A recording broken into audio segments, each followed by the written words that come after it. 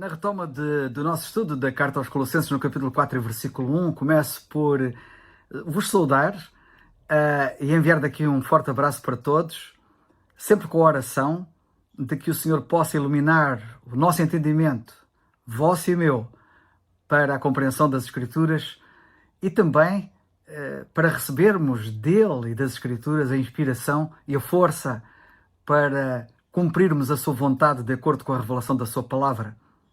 Em Colossenses, no capítulo 4 e no versículo 1, nós lemos, então, vós, senhores, fazei o que for de justiça e cuidado aos vossos servos, sabendo que também tendes um Senhor nos céus. Eu quero me deter sobre a parte inicial deste versículo que diz, vós, senhores, fazei. Quero ter uma palavra direta aos crentes que têm posição de liderança nos seus trabalhos seculares, aos senhores do nosso tempo. O princípio é para todo o tipo de liderança, mas vamos, como Paulo, incidir principalmente nos que são senhores, ou patrões, ou chefes dos nossos dias. Assim como os pais devem ser exemplo para os filhos, a Bíblia mostra que um bom líder também deve ser exemplo para os seus liderados. Por isso Paulo diz, vós, senhores, fazei. Quando a liderança é pelo exemplo, há um verdadeiro exemplo de líder. Se pensares de modo diferente, estás equivocado, enganando a ti mesmo. Portanto, diz Paulo, vós, senhores, fazei. Eles são caracterizados pelo fazer. Quantas vezes entramos, ou devem ser caracterizados pelo fazer? Quantas vezes entramos num restaurante, por exemplo, e vemos todos os funcionários devidamente uniformizados, com luvas, com proteção de cabelo, e depois passa uma pessoa que não está com nenhum desses apetrechos, e entra na cozinha, e sai, e volta, e então percebemos que é o dono. Quantas vezes entramos numa fábrica, vemos os funcionários com os equipamentos de segurança, protetor auricular, óculos, sapatos de segurança, e depois passa no meio da fábrica uma pessoa sem nenhum desses apetrechos, ou apenas um apetrecho desses para disfarçar. E quem ele é? O presidente. Quantas vezes vamos a feiras, ou participamos em reuniões, ou visitamos empresas em que todos estão com os seus crachás colocados ao peito, todos estão com o uniforme da empresa e há um que está diferente. E após alguma conversa percebemos quem ele é, o empresário. Quantas vezes a política da empresa é de não contratação de parentes e de repente vemos um sobrenome em comum. Eis que o sobrinho, filho ou neto de um diretor, foi contratado. Quantas vezes os líderes exigem que os funcionários não cheguem atrasados e esses são os que não cumprem horários e se utilizam de mil desculpas, exigem bom comportamento, proíbem o uso de telemóvel no trabalho e são eles, aqueles que passam o dia todo a cuidar da sua vida pessoal em horário de trabalho agarrados ao telemóvel. Eu poderia citar diversos exemplos onde vemos o ditado faz o que eu digo, mas não faças o que eu faço. E isto por toda a parte. As pessoas exigem algo que elas mesmas não são capazes de fazer ou usam um discurso que não condiz com a prática, vivendo permanentemente de uma forma não congruente, não podendo inspirar ninguém, não podendo motivar as suas equipas, os seus funcionários. Afinal, se como líder, senhor, sejas tu empresário, presidente, diretor, gerente, coordenador, chefe, estabeleceres regras e valores a serem praticados e tu mesmo não os cumprires, todo o teu discurso cai por terra. Imagina pregares higiene num restaurante e entrares na cozinha sem touca de cabelo. Imagina falares sobre prevenção de acidentes e tu próprio entrares numa fábrica sem capacete de segurança. Imagina falares do uso do uniforme para representares a empresa, para padronizar pelo orgulho da marca e depois tu próprio usares qualquer outra roupa, menos a que tenha o logótipo da tua empresa estampado. Imagina não permitires que o filho de um operário não seja admitido por ser filho de funcionário e contratas o teu próprio sobrinho.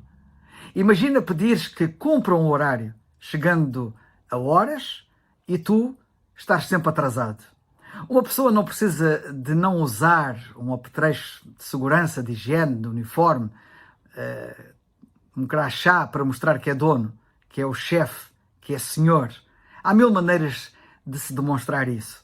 Esse péssimo hábito que vemos de a regra ser para o funcionário, mas não ser para o senhor, para o chefe, para o dono, para o presidente, etc., é o primeiro passo para a desconstrução de tudo o que uma empresa tenta criar em termos de cultura, de valores, de posicionamento, de atendimento ao cliente, de clima organizacional, entre outras tantas outras coisas importantes. Daí que a palavra de Deus toca em todos os aspectos da nossa vida e fala também àqueles que são senhores e diz-lhes como é que eles devem proceder, fazendo. Um verdadeiro líder é aquele que pratica o que diz. É o primeiro a dar exemplo. É aquele que sabe que está numa posição de modelo, de referência para os seus liderados. Não há liderança sem credibilidade. E todos estes fatores de exemplo é que a criam, que causam impacto. Se as tuas ações como gestor não estiverem alinhadas com o teu discurso, perdes o respeito, perdes a confiança, perdes a persuasão. Acredito que o maior meio de conseguires que uma equipa alcance melhores resultados, cumpra o que foi acordado, é como o gestor a inspira pelo exemplo. Os grandes líderes da história são considerados como tal, pois faziam, dando o exemplo. Avalia tu mesmo as lideranças que te inspiram. Aliás, avalia o discurso que pregas nas reuniões com os funcionários, nas festas de fim de ano, quando há os tradicionais discursos. O que dizes em todas elas? Aquilo que tu dizes em todas elas será o que tu realmente fazes? É uma boa pergunta para ponderares. Mas não se pode chamar de líder a alguém que não inspire, que não pratique aquilo que diz. Grandes líderes não se importam em parecer pequenos, em se parecer com os seus. Não se importam em mostrar que são líderes por estatuto ou por benefício próprio. São líderes porque estão alinhados e focados com a missão, com a visão e com os resultados da empresa que possuem ou que representam e conseguem conduzir pessoas para fazerem e serem o mesmo. A imposição pode alcançar resultados imediatos, mas o exemplo constrói resultados que são estruturados, constrói uma cultura sólida, constrói um bom ambiente, constrói práticas que se sustentem. Queres te impor e parecer líder ou queres realmente ser líder? A Bíblia diz, vós senhores fazei. Mas mais, liderar é instigar a capacidade criativa existente nas pessoas. Este é um aspecto importante e tu próprio só terás a lucrar se a seguires estas indicações. Dar ordens não resolve os verdadeiros problemas de uma forma eficaz, de uma forma duradoura, de uma forma consistente. Um projeto, para ser de facto um projeto futuro, necessita de pessoas envolvidas, que pensem por si próprias e que procurem as melhores soluções para atingirem os objetivos que são comuns.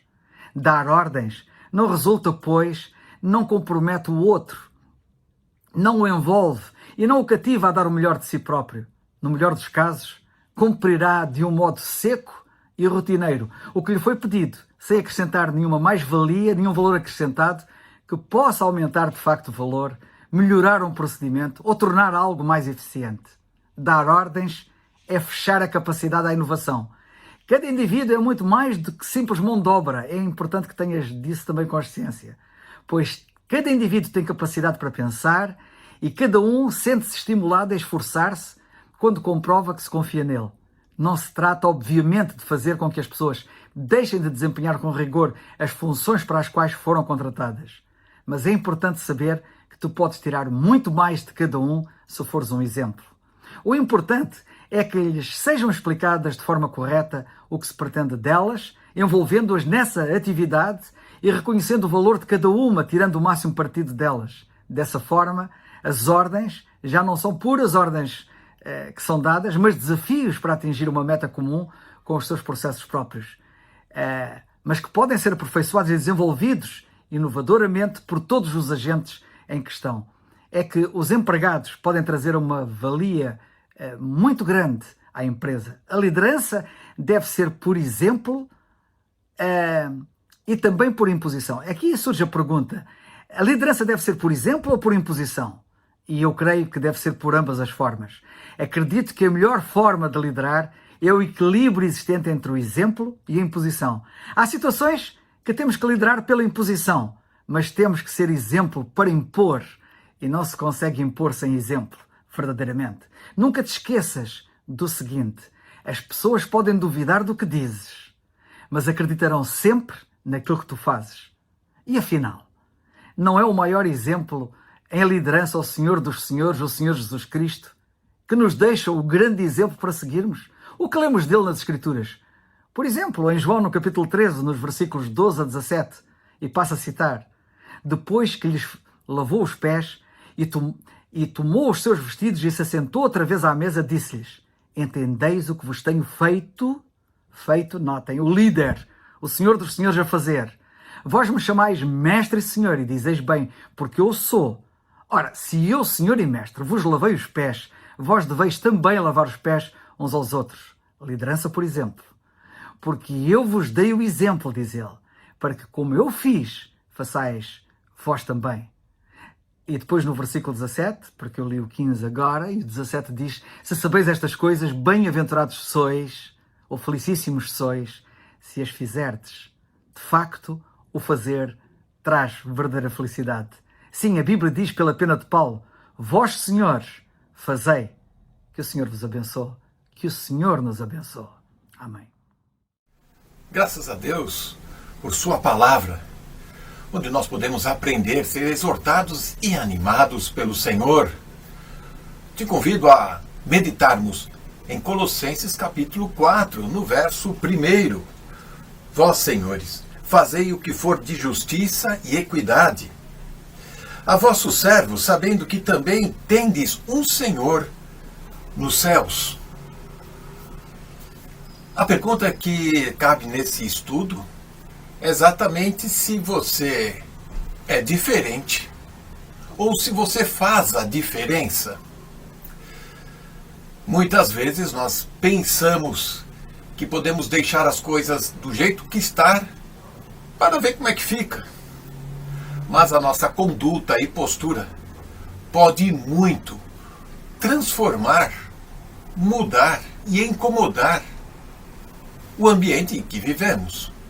A luz no meio das trevas.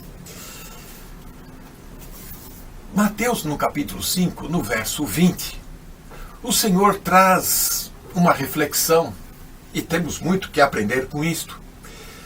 Porque vos digo que se a vossa justiça não exceder a dos escribas e fariseus, de modo nenhum entrareis no reino dos céus. Fazer o normal, o ordinário, parece que até os religiosos conseguem fazer, pensando que suas obras, pensando que a sua conduta religiosa e o seu ritual pode mudar alguma coisa, ou pode sensibilizar a Deus a favor de algo. Se assim é, veja só, a nossa responsabilidade de ser, como cristão, aquele que teme a Deus e que leva a palavra do Senhor a sério. Nós temos que ser extraordinários. Devemos ir além daquilo que é convencionalmente conhecido como normal e comum. No versículo 1 que lemos agora, a exortação do apóstolo Paulo, que começou no capítulo 3, já no versículo 17 e 18, falando sobre relacionamentos, e que temos dando ênfase nos últimos estudos. Agora chegou a vez dos patrões, do senhorio. Estes também têm lá suas obrigações e responsabilidades. Os escravos, no primeiro século, na época de Paulo, dos apóstolos, eles eram vistos como objetos, como um gado, tratado de qualquer maneira, sendo muitas vezes torturados, oprimidos, e os seus senhores, que pagavam caro para ter a mão de obra escrava, subjugava cada vez mais o ser humano.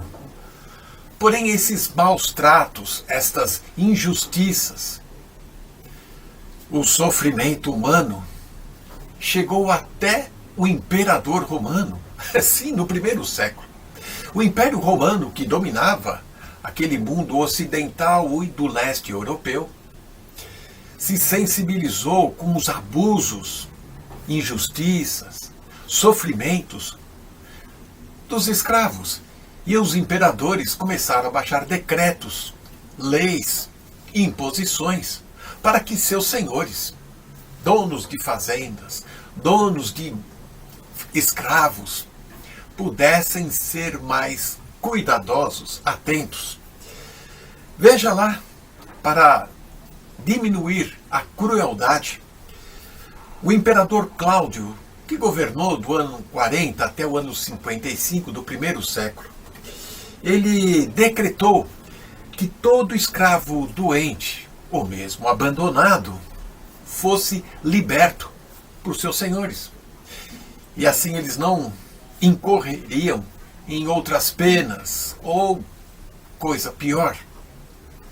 A Lex Pretonia, uma lei do ano 65, esta lei proibia que um homem entregasse o seu escravo para ser devorado nos anfiteatros, com aquelas feras, mesmo que este escravo tivesse uma acusação grave sobre ele de crime, mas se não fosse comprovada a sua gravidade, sua penalidade, os seus senhores, mesmo que fosse um escravo velho, não poderia jamais, a partir da lei Pretônia, ser jogado às feras para divertimento.